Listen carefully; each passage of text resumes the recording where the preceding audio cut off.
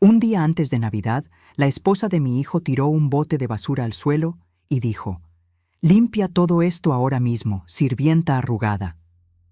No reaccioné, solo ajusté mi abrigo y me fui. Un día después, cambié las cerraduras de la casa y cuando ella regresó del trabajo y golpeaba sin parar la puerta, anuncié: «Buena suerte encontrando otro lugar donde vivir. Me alegra tenerte aquí. Sigue mi historia hasta el final y comenta desde qué ciudad me estás viendo.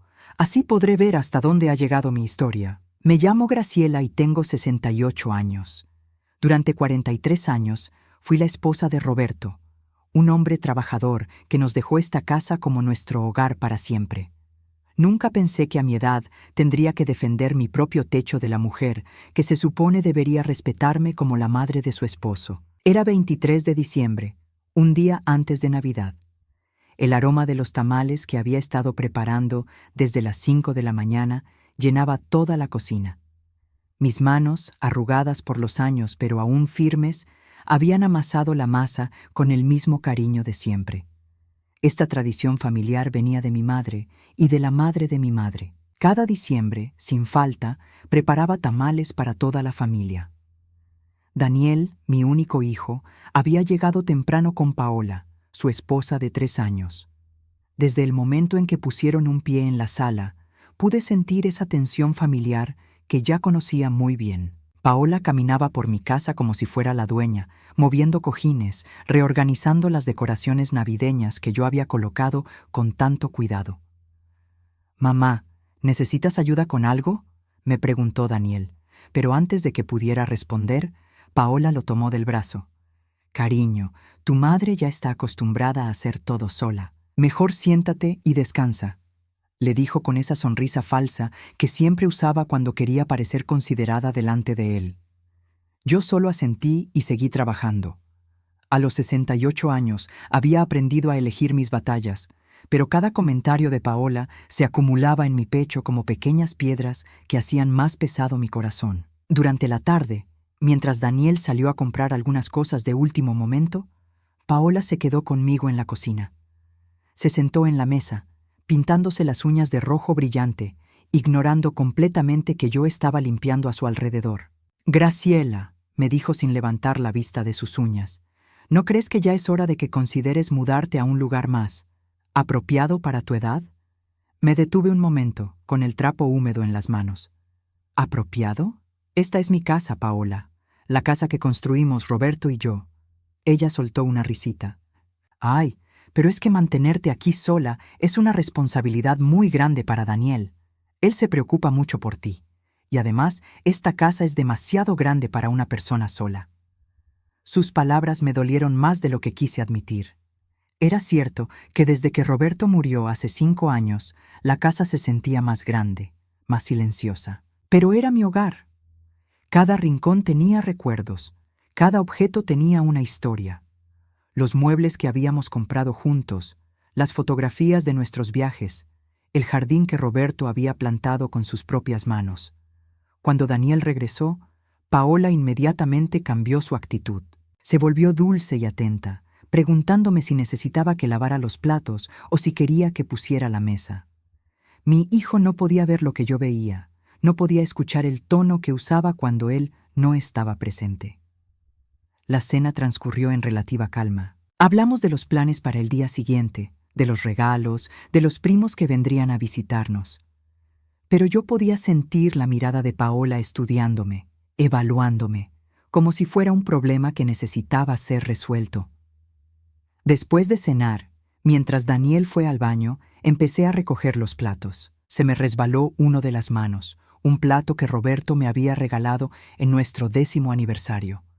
El ruido al romperse contra el suelo me estremeció, no solo por el plato, sino por lo que representaba. Paola se levantó inmediatamente, pero no para consolarme o ayudarme. Tomó el bote de basura y lo volcó completamente en el suelo de la cocina, esparciendo desperdicios, cáscaras de verduras, servilletas sucias y restos de comida por todas partes. «Limpia todo esto ahora mismo, sirvienta arrugada», me gritó, su voz llena de desprecio. «Y ten más cuidado la próxima vez. No todos podemos estar rompiendo cosas que no nos pertenecen».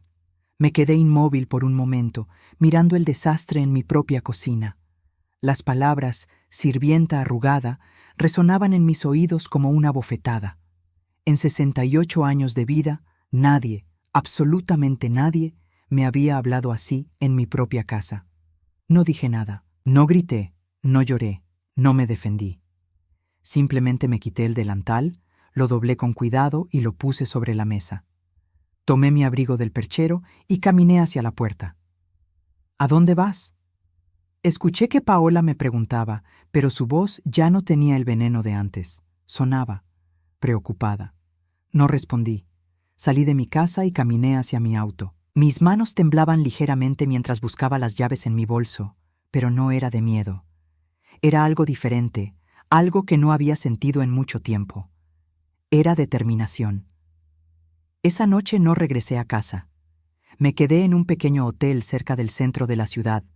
No dormí mucho. En la oscuridad de esa habitación extraña, tomé una decisión que cambiaría todo para siempre. La mañana del 24 de diciembre, desperté en esa habitación de hotel con una claridad que no había sentido en años. Mientras me vestía frente al espejo, vi a una mujer que ya no estaba dispuesta a ser humillada en su propia casa. Las palabras de Paola habían sido la gota que derramó el vaso, pero la verdad era que mi decisión venía gestándose desde hacía meses. A las 8 de la mañana llamé a Miguel, el cerrajero que había usado cuando Roberto perdió sus llaves el año antes de morir. Su voz sonaba sorprendida cuando le expliqué lo que necesitaba. «Señora Graciela, ¿está segura? Es día de Nochebuena. Precisamente por eso necesito que sea hoy, Miguel. ¿Puede venir?» 2 horas después, Miguel estaba en mi puerta cambiando todas las cerraduras de la casa. La principal, la de la cocina que daba al patio, la del garaje. Mientras él trabajaba, yo empaqué todas las pertenencias de Paola en cajas de cartón que había comprado en el camino. Su ropa cara, sus cosméticos importados, sus zapatos de diseñador, todo lo que había ido acumulando en mi casa durante estos 3 años. Cada prenda que doblaba me recordaba algún comentario hiriente, alguna mirada despectiva, algún momento en que me había hecho sentir como una extraña en mi propio hogar. Mientras revisaba sus cosas, encontré algo que me heló la sangre. En el fondo de uno de sus cajones había una carta del Asilo San Francisco, una residencia para adultos mayores en las afueras de la ciudad. Era una cotización detallada de sus servicios, con una nota manuscrita que decía: «Para Graciela Herrera, aproximadamente en marzo del próximo año». Mi corazón se aceleró. Paola había estado investigando asilos para mí, sin mi conocimiento, sin mi consentimiento. La fecha de la cotización era de apenas 2 semanas atrás. Se me cortó la respiración cuando vi el precio: $1,200 mensuales. Dinero que, obviamente, esperaba que saliera de la venta de mi casa. Pero eso no era todo. Había más documentos. Una evaluación inmobiliaria de mi propiedad, fechada el mismo día que la cotización del asilo. El valor estimado era de $350,000. Todo empezaba a tener sentido. Paola no solo quería deshacerse de mí, tenía un plan financiero completo. Guardé todos esos documentos en mi bolso. Eran la evidencia de algo que había estado sintiendo, pero no podía comprobar. Paola no me odiaba solo porque sí. Me veía como un obstáculo entre ella y lo que consideraba suyo por derecho. Miguel terminó su trabajo al mediodía. «Aquí tiene las llaves nuevas, señora Graciela. Son 3 copias de cada una». Le pagué $500 en efectivo, agregando una propina generosa por trabajar en día feriado. Después, puse todas las cajas de Paola en el porche delantero, cubiertas con una lona para protegerlas del rocío navideño. Daniel me había llamado 7 veces durante la mañana. No contesté ninguna. Sabía que cuando llegaran y no pudieran entrar, vendrían las explicaciones, las lágrimas de cocodrilo de Paola y las súplicas de Daniel para que fuera razonable. Pero esta vez estaba preparada.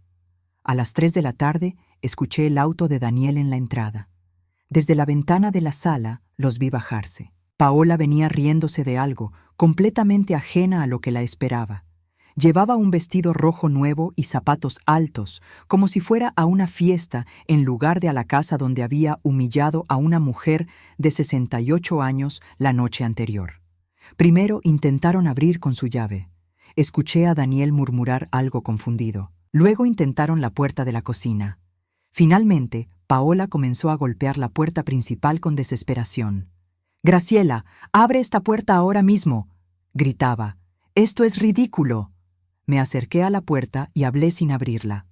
«Paola, tus cosas están en el porche. Buena suerte encontrando otro lugar donde vivir». Se hizo un silencio que parecía eterno. Luego escuché la voz de Daniel. «Mamá, ¿qué está pasando? Abre la puerta, por favor. Podemos hablar». «Daniel, hijo, puedes entrar cuando quieras, pero ella no». «¿Cómo que yo puedo entrar? No tengo llaves nuevas». Me reí suavemente. Mi hijo siempre había sido un poco lento para entender las cosas obvias. Precisamente por eso, Daniel. Porque esas llaves nunca fueron tuyas. Esta casa me la dejó tu padre a mí, y yo decido quién entra y quién no. Paola explotó. Su voz se volvió aguda, histérica. «Esto es abuso de ancianos. No puedes hacer esto. Daniel, haz algo». Pero había algo más en su voz. No era solo rabia, era pánico. Y yo sabía exactamente por qué. «Paola», dije con voz tranquila, «creo que hay algunas cosas que Daniel necesita saber sobre ti, sobre tus planes para mí, sobre lo que has estado haciendo a mis espaldas». El silencio que siguió fue diferente. Era el silencio del miedo. «No sé de qué hablas, vieja loca», murmuró, pero su voz temblaba. Daniel golpeó la puerta más fuerte. «¡Mamá! Esto no se arregla así. ¡Abre la puerta!». «Hijo, si quieres escuchar lo que tengo que decirte sobre tu esposa, puedes ir al Café Luna que está en la esquina. Te veo ahí en 1 hora, solo tú». Escuché sus voces discutiendo en el porche. Paola insistía en que yo había perdido la razón, que esto era solo el comienzo de algo peor. Daniel sonaba confundido, dividido entre la lealtad a su esposa y la preocupación por su madre. Finalmente escuché sus pasos alejándose. Desde la ventana los vi cargando las cajas en el auto. Paola lloraba, pero no eran lágrimas de tristeza, eran lágrimas de rabia, de alguien cuyo plan había sido descubierto. Cuando su auto desapareció por la calle, me senté en el sillón favorito de Roberto y por primera vez en mucho tiempo me sentí verdaderamente en casa. Pero sabía que esto no había terminado. Lo que había encontrado en el cajón de Paola era solo la punta del iceberg. 1 hora después, estaba sentada en el Café Luna, esperando a Daniel. Había traído conmigo una carpeta con todos los documentos que había encontrado en el cajón de Paola, pero eso no era todo lo que tenía que contarle a mi hijo. La verdad era mucho más dolorosa y había estado esperando el momento correcto para revelarla. Daniel llegó puntual, como siempre. Se veía cansado y confundido. Sus ojos, que siempre me recordaban a los de Roberto, mostraban una mezcla de preocupación y frustración. «Mamá, esto no puede seguir así», me dijo antes incluso de sentarse. «Paola está devastada. Dice que has estado actuando extraño últimamente, que a veces olvidas cosas». Ahí estaba, la semilla que Paola había estado plantando cuidadosamente en la mente de mi hijo. Me quedé callada un momento, dejando que las palabras flotaran entre nosotros. «¿Extraño cómo, Daniel?». Él se removió incómodo en su silla. «Bueno, el mes pasado olvidaste nuestra cena del domingo. Y la semana antepasada no pudiste encontrar el anillo de compromiso de la abuela María». Mi corazón se aceleró. El anillo de compromiso de la abuela María, una pieza de 1920 con un diamante pequeño pero perfecto, había sido el tesoro de nuestra familia durante 4 generaciones. Yo se lo había prometido a Daniel para cuando encontrara a la mujer correcta, pero cuando se casó con Paola, algo en mi interior me dijo que esperara. «Daniel, hijo, necesito preguntarte algo y quiero que seas completamente honesto conmigo. ¿Cuándo fue la última vez que viste el anillo de la abuela María?». Él frunció el ceño. «No sé, hace unos meses tal vez». «¿Por qué?». Saqué mi teléfono y abrí una aplicación que mi vecina Carmen, una mujer de mi edad mucho más moderna que yo, me había enseñado a usar. Era una página de ventas en línea donde la gente vendía artículos usados. «Porque lo encontré aquí», le dije mostrándole la pantalla. En la imagen se veía claramente el anillo de la abuela María, con su delicado grabado de flores y el pequeño diamante que brillaba igual que el día que mi suegra me lo entregó. El precio, $2,500. El vendedor se identificaba como Paola Chic y la descripción decía: anillo vintage de herencia familiar, excelente estado, venta urgente. Daniel se quedó mudo, con los ojos fijos en la pantalla. «Esto no puede ser cierto», murmuró. «Debe ser una coincidencia. Hay muchos anillos parecidos». Le mostré más fotos. El anillo estaba fotografiado sobre la misma colcha de la cama de mi cuarto, la colcha que Roberto y yo habíamos comprado en nuestro viaje a México hace 15 años. «Daniel, esta foto fue tomada en mi casa, en mi habitación». Su cara se descompuso lentamente mientras la realidad se abría paso en su mente. Pero yo no había terminado. Seguí navegando en el perfil de Paola Chic y le mostré más artículos. El juego de aretes de perlas de mi madre, vendido por $300. El reloj de bolsillo de Roberto, que había pertenecido a su abuelo, vendido por $450. La pulsera de oro que Roberto me había regalado en nuestro 25º aniversario, vendida por $600. Son más de 20 artículos, Daniel, todos de mi casa, todos vendidos por tu esposa en los últimos 6 meses. Mi hijo parecía estar en shock. Sus manos temblaban mientras sostenía mi teléfono. Pero ella me dijo que tú estabas perdiendo la memoria, que escondías cosas y luego no recordabas dónde las ponías. ¿Y tú le creíste? Daniel cerró los ojos. Ella parecía tan preocupada por ti. Decía que era normal en personas de tu edad, que no quería que te sintieras mal al respecto.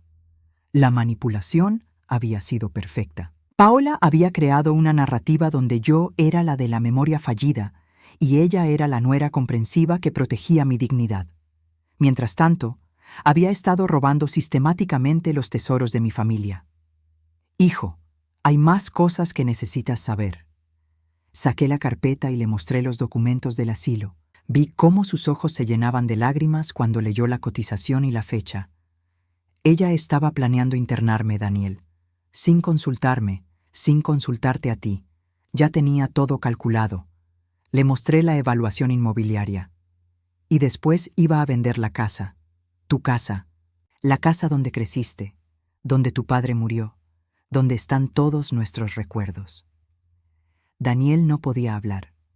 Las lágrimas corrían por sus mejillas mientras revisaba los documentos una y otra vez, como si quisiera que las palabras cambiaran mágicamente.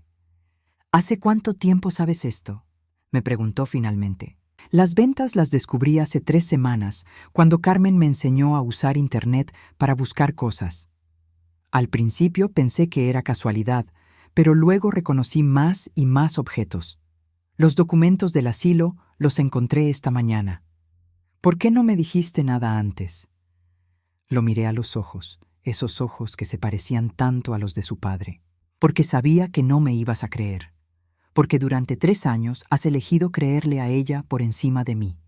Porque cada vez que intenté hablarte de sus comentarios o su actitud, me dijiste que estaba exagerando, que ella te amaba y que eso era lo único que importaba». Daniel se cubrió la cara con las manos. «Dios mío, mamá, ¿qué he hecho?». «No es lo que has hecho, hijo. Es lo que no has visto». Permanecimos en silencio por un momento. El café se había llenado de familias celebrando Nochebuena, riéndose, compartiendo. Todo lo que nosotros deberíamos haber estado haciendo. «¿Qué vamos a hacer ahora, Mu?», me preguntó. «Ahora tú tienes que decidir qué es más importante para ti. La mujer que te ha estado mintiendo durante meses o la madre que te dio la vida y nunca te haría daño». Daniel levantó la vista. En sus ojos vi algo que no había visto en mucho tiempo: respeto hacia mí. «Pero antes de que decidas», le dije, guardando los documentos en la carpeta, «hay algo más que necesitas saber sobre tu esposa. Algo que descubrí ayer y que va a cambiarlo todo». Daniel me miró con una mezcla de miedo y anticipación. Ya había sido suficiente revelación por un día, pero yo sabía que tenía que contarle todo. No podía dejar las cosas a medias. «Ayer», Después de encontrar los documentos del asilo, decidí revisar más a fondo las cosas de Paola. Encontré algo escondido en el fondo de su armario. Saqué de mi bolso una pequeña caja de zapatos que había traído conmigo. Adentro había una libreta de notas manuscritas y varios documentos doblados. «Esta es la letra de Paola, ¿verdad?», le pregunté, mostrándole la libreta. Daniel asintió, reconociendo inmediatamente la caligrafía de su esposa. «Lee esto», le dije, abriendo la libreta en una página específica que había marcado con un papel. Daniel comenzó a leer en voz baja, pero conforme avanzaba, su voz se hacía más débil hasta convertirse en un susurro. 15 de noviembre. Daniel sigue sin sospechar nada. La vieja está cada vez más aislada.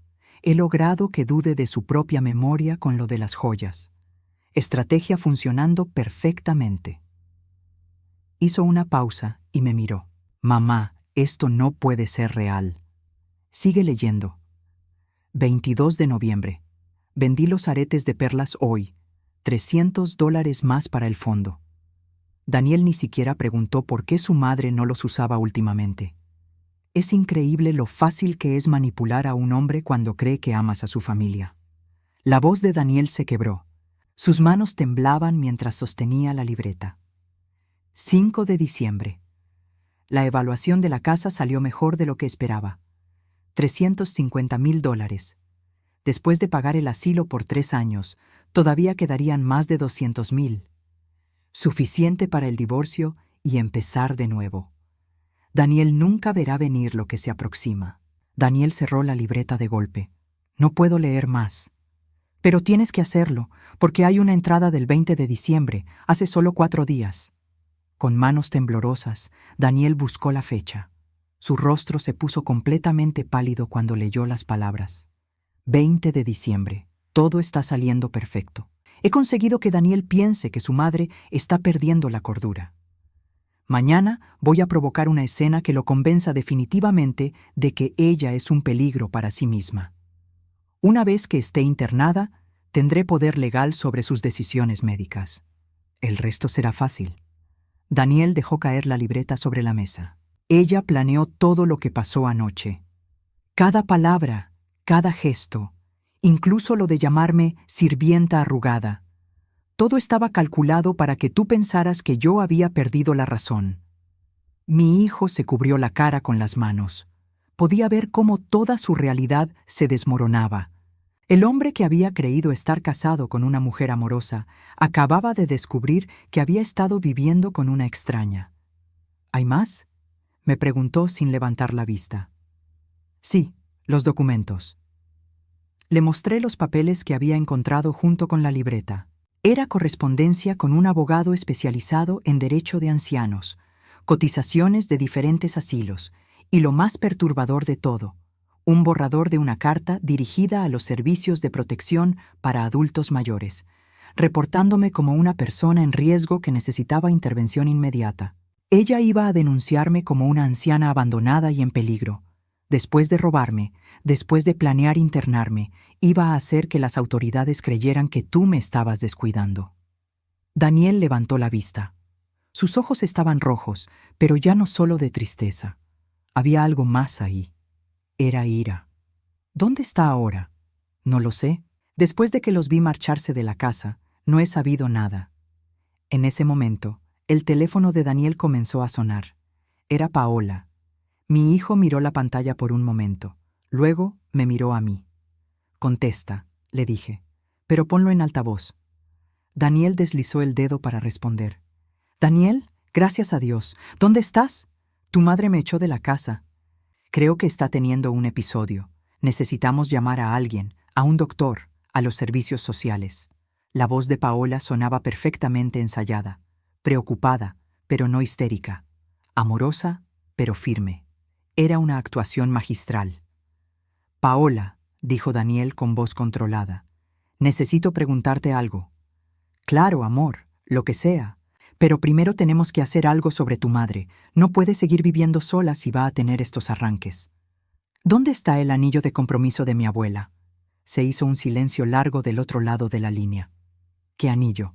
Cariño, tu madre esconde las cosas y luego no recuerda dónde las puso. Ya te había dicho, Paola, sé que lo vendiste. Lo vi en internet. Otro silencio, pero este era diferente. Era el silencio de alguien que había sido descubierto. Daniel, no sé de qué estás hablando. Tu madre debe haberte contado alguna historia. También sé de los aretes de perlas, del reloj de mi abuelo, de la pulsera de oro. Sé del asilo que habías elegido para mi madre. Sé de la evaluación de la casa. Y sé de tu plan para divorciarte después de que ella estuviera internada. El silencio que siguió se extendió tanto que pensé que la llamada se había cortado. Daniel, dijo finalmente Paola, y su voz había cambiado completamente. Ya no había dulzura, no había preocupación. Era fría, calculadora. No sabes lo que estás haciendo. Sé exactamente lo que estoy haciendo. No vuelvas a acercarte a mi madre ni a la casa. Esa casa también es mía. Soy tu esposa. Ya no. Daniel colgó el teléfono y me miró. Por primera vez en 3 años, vi a mi hijo realmente verme. No como un problema a resolver, no como una responsabilidad que manejar, sino como su madre que había estado tratando de protegerlo todo este tiempo. Mamá, lo siento mucho, lo siento tanto. No tienes que disculparte conmigo, hijo. Solo tenemos que decidir qué vamos a hacer ahora. Los días siguientes después de Navidad fueron extrañamente pacíficos. Daniel había decidido quedarse conmigo en la casa mientras procesaba todo lo que había descubierto sobre Paola. Durante esos días, mi hijo parecía estar redescubriendo a la madre que había dejado de ver hace 3 años. Cocinábamos juntos como cuando era pequeño, hablábamos de Roberto y de los recuerdos familiares que Paola había tratado de borrar. Daniel me ayudó a hacer una lista de todos los objetos que habían sido vendidos, para ver si era posible recuperar algunos. El total de lo robado ascendía a más de $8,000 en objetos de valor sentimental incalculable. Mamá, me dijo una tarde mientras tomábamos café en la cocina, ¿cómo pudiste soportar todo esto durante tanto tiempo sin decirme nada? Porque eres mi hijo y te amo. Porque quería que fueras feliz, aunque esa felicidad me costara la mía. Él tomó mi mano. Nunca más. Te prometo que nunca más voy a dudar de ti. Pero el 30 de diciembre, nuestra tranquilidad se quebró. Daniel había salido a comprar comida para la cena de Año Nuevo cuando sonó el timbre. A través de la ventana vi un auto de policía estacionado frente a mi casa. Abrí la puerta y me encontré con 2 oficiales, una mujer joven y un hombre mayor, ambos con expresiones serias. ¿Señora Graciela Herrera?, preguntó la oficial. Sí, soy yo. Hemos recibido un reporte de bienestar. Su nuera, Paola Herrera, está preocupada por su seguridad y bienestar. Dice que ha estado actuando de manera errática y que puede ser un peligro para sí misma. Mi corazón se detuvo. Paola había jugado su última carta, exactamente como había planeado en su libreta. Oficiales, mi nuera ya no vive aquí. Fue expulsada de mi casa por robarme. La oficial intercambió una mirada con su compañero. Señora, necesitamos hacerle algunas preguntas. ¿Podemos pasar? Los dejé entrar, manteniendo la calma aunque por dentro sentía pánico. Sabía que cualquier cosa que dijera podía ser malinterpretada. Su nuera dice que usted cambió las cerraduras de la casa sin razón aparente, que ha estado escondiendo objetos valiosos y acusándola de robarlos, y que ayer amenazó con hacerse daño. Eso es completamente falso. También dice que su hijo está siendo manipulado por usted, que lo está obligando a elegir entre ustedes 2. Respiré profundo. Oficiales, tengo documentos que comprueban que mi nuera había estado robándome sistemáticamente y planeando internarme en un asilo contra mi voluntad. El oficial mayor frunció el ceño. ¿Puede mostrarnos esos documentos? Fui por la carpeta que ahora mantenía siempre cerca. Les mostré las capturas de pantalla de las ventas online, la libreta manuscrita de Paola, los documentos del asilo. Los oficiales revisaron todo cuidadosamente. La oficial más joven parecía cada vez más seria conforme leía. Señora Herrera, estos documentos parecen indicar que usted ha sido víctima de abuso financiero por parte de un familiar. Exactamente. Pero su nuera insiste en que todo esto son delirios, que usted está confundida y necesita ayuda médica inmediata. En ese momento escuché el auto de Daniel en la entrada. Nunca había estado tan aliviada de escuchar ese sonido. Daniel entró cargando bolsas del supermercado y se detuvo al ver a los policías. «¿Qué está pasando?» «¿Usted es Daniel Herrera?», preguntó el oficial mayor. «Sí». Su esposa presentó un reporte de bienestar por su madre. Dice que está preocupada por su estado mental. Daniel dejó las bolsas en el suelo. «Mi esposa ya no vive aquí. Descubrí que había estado robando a mi madre y planeando internarla para quedarse con su dinero. ¿Puede confirmar la autenticidad de estos documentos?», preguntó la oficial, mostrándole la libreta de Paola. Daniel asintió. «Esa es la letra de Paola. Encontramos esto hace una semana, junto con evidencia de que había vendido más de $8,000 en objetos familiares sin permiso». Los oficiales se miraron entre ellos. «Señor Herrera, ¿su madre ha mostrado algún signo de deterioro mental o comportamiento errático?» «Mi madre está perfectamente bien. Fue mi esposa quien me manipuló para hacerme creer lo contrario». La oficial cerró su libreta. «Señora Herrera, parece que usted ha sido víctima de abuso financiero y emocional. ¿Quiere presentar cargos formales?». Antes de que pudiera responder, escuchamos el ruido de un auto frenando bruscamente afuera. A través de la ventana vimos a Paola bajándose de un taxi, corriendo hacia la puerta. «¡Oficiales!», gritó antes de entrar. «¡Gracias por venir tan rápido!». Paola irrumpió en la sala, con los ojos rojos como si hubiera estado llorando. Su actuación era perfecta. «Esta mujer está enferma», dijo señalándome. «Ha estado teniendo episodios paranoides. Daniel, cariño, sé que es difícil aceptarlo, pero tu madre necesita ayuda profesional». Daniel la miró con una expresión que nunca le había visto antes. Era desprecio puro. «Paola, ya basta». «Daniel, por favor, sé que ella te ha llenado la cabeza de mentiras sobre mí, pero tienes que pensar racionalmente». «¿Mentiras?». Daniel tomó la libreta de la mesa. «¿Estos son mentiras? ¿Tu propia letra documentando cómo planeabas robar a mi madre y abandonarme?». La cara de Paola cambió instantáneamente. El color se drenó de sus mejillas cuando vio la libreta.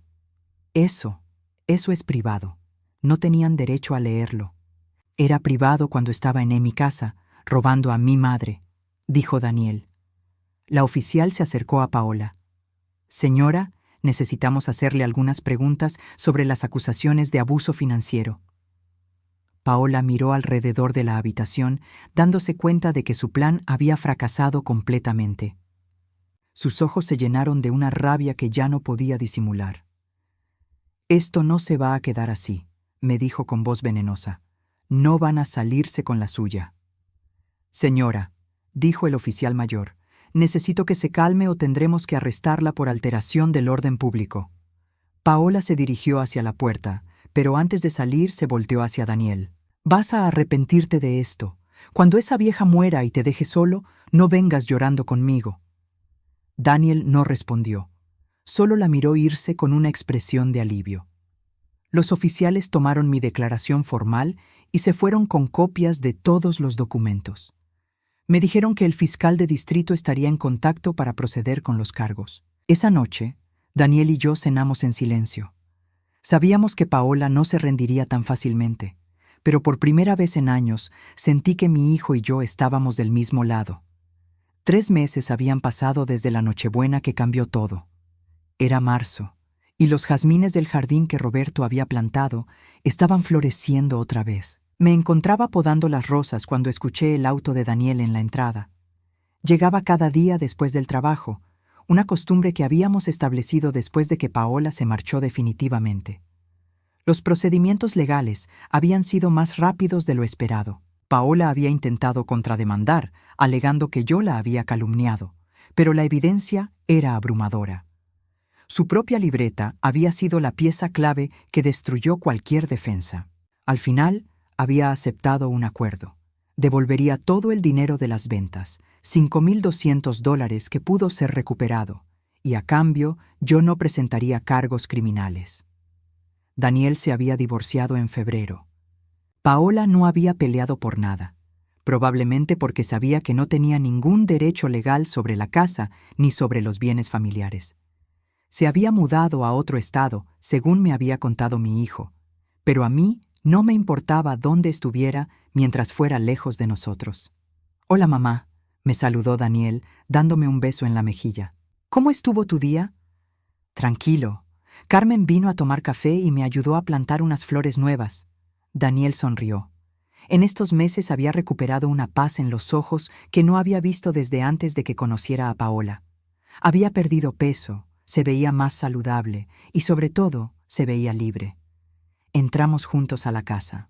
La cocina olía a los frijoles que había estado cocinando toda la tarde, una receta de la abuela de Roberto que no había preparado en años. Durante el matrimonio de Daniel con Paola, ella siempre se quejaba de que la comida tradicional mexicana era demasiado pesada para su dieta. «Mamá, tengo algo que contarte», me dijo Daniel mientras nos sentábamos a la mesa. Su tono me alertó. «¿Qué pasa?» «Paola me llamó ayer. Sentí un nudo en el estómago». «¿Qué quería?» «Quiere volver.